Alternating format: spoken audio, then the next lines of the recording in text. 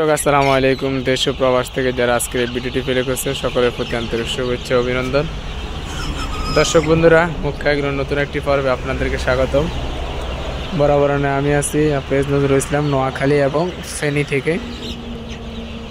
তো ভিডিওতে যে মুরগিগুলো দেখতেছেন এগুলো অলরেডি প্রায় 1 মাসের অধিক হয়ে গেছে। তো ওই পাশে দেখতেছেন আমার অনেকগুলো সোনালী মুরগি আছে, আর এগুলো হচ্ছে ফার্মি, যদিও অনেকগুলো মিক্স হয়ে গেছে।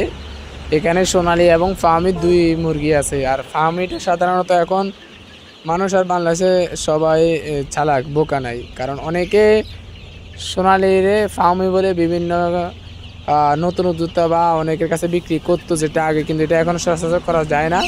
কারণ এখন মানুষ সবাই চিনি, আমরা সবাই জানি এই যে কালারগুলো, সাদা কালার, কালো কালার, এগুলো হচ্ছে যে মিশরি ফার্মি।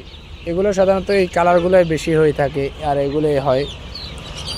আর ওই সাইডে যেগুলো দেখতে এগুলো সোনালী সুপার হাইব্রিড, আর ওগুলো হচ্ছে যে আমি মাংসের জন্য তৈরি করতেছি, আর এগুলো হচ্ছে যে আমি ডিম উৎপাদনের জন্য তৈরি করতেছি। তো অনেকে আমার কাছ থেকে 1 মাস, 1.5 মাস বা 2 মাস এরকম বয়সের মিশরি ফার্ম মুরগির জন্য খুঁজেন বা যোগাযোগ করেন। তারা অবশ্যই ভিডিওতে যে নাম্বার দেওয়া আছে ওই নাম্বারে যোগাযোগ করবেন। ভিডিও ডিসক্রিপশন বক্সে অবশ্যই নাম্বার দেওয়া থাকবে, ওই নাম্বারে আপনারা যোগাযোগ করবেন। তাহলে বাংলাদেশের সব যে আমরা ডেলিভারি করতে পারবো পাইকারিভাবে নিলে। আর যারা খুচরা নেবেন তারা হচ্ছে যাই এসে আমাদের খামার থেকে নিয়ে যেতে পারবেন, এবং শর্ত সাপেক্ষে বিভিন্ন জায়গায় আমরা পাঠাতে পারবো। তো আজকে যে মুরগিগুলো মাশাআল্লাহ এখানে দেখতেছেন, এগুলো আমার 1.5 মাস এখনও হয় নাই। আমার আরেকটা খামার আছে, ওইখানে এগুলো 1 মাস হয়েছে, এগুলো 1 মাসের অধিক হয়েছে। তো দেখতেছি এখানে কিছু ঘাস দিয়েছি, ওই যে আমরা যেটা আলুর শাক বলে বা পাকিস্তানি লতা এগুলো বলে।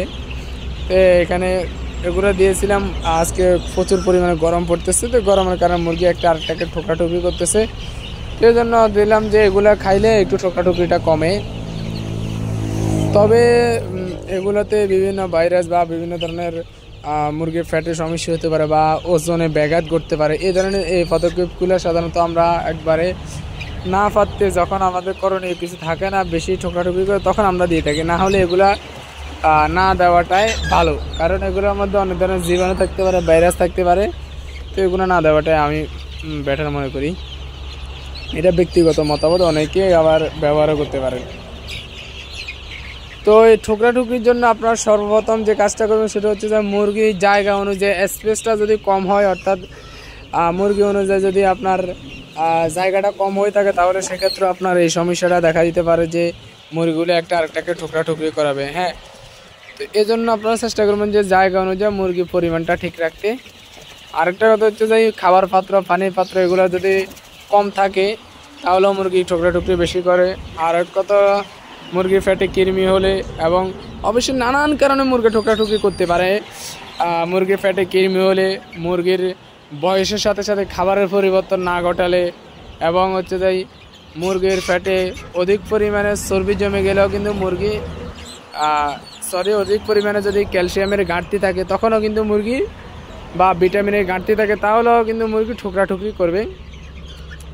এবং হচ্ছে যে মুরগি যদি আপনার বয়সের সাথে সাথে যে সাধারণত ভিটামিন বা ক্যালসিয়াম যেগুলো ইউজ করা দরকার, এগুলো যদি ব্যবহার না হয় তাহলেও কিন্তু মুরগি ঠোকরাঠুকরি করতে পারে।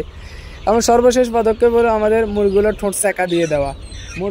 মুরগির ঠোঁট সেঁকা দিয়ে দিলে আশা করি আর এই সমস্যাটা হবে না। তো যাই হোক, আজকে ভিডিওটি এ পর্যন্ত। ভিডিওটি যদি ভালো লাগে একটি লাইক করবেন, এছাড়া নতুন দর্শক তাহলে অবশ্যই চ্যানেলটি সাবস্ক্রাইব করুন। সবাই ভালো থাকবেন, সুস্থ থাকবেন। সকলের সুস্থতা কামনা করে এখানে বিদায় নিচ্ছি। আল্লাহ হাফেজ।